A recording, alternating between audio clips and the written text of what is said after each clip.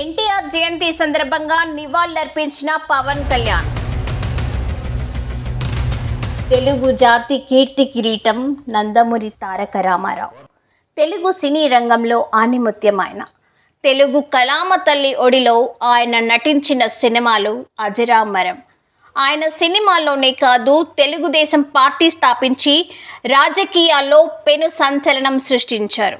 ముఖ్యమంత్రిగా కూడా ప్రజల మన్ననలు పొందారు. ఆయన 101వ జయంతి ఈరోజు.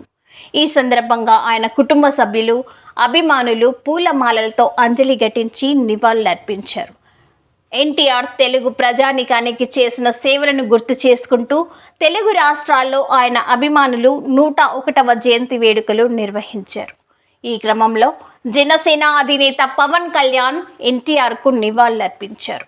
సినీ రాజకీయ రంగంలో ఎన్టీఆర్ చేసిన సేవలు గొప్పవని కొనియాడారు.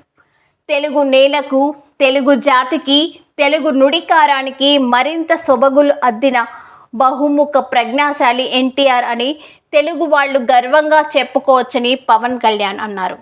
అలాంటి గొప్ప వ్యక్తి మన తెలుగు నేలపై పుట్టడం మన అందరి అదృష్టం అన్నారు.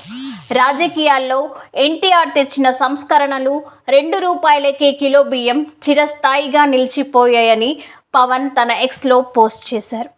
తెలుగు జాతి గర్వించదగ్గ మహోన్నత శక్తి ఎన్టీఆర్ జయంతి వేడుకలను అటు టీడీపీ శ్రేణులు కూడా ఘనంగా నిర్వహిస్తున్నారు.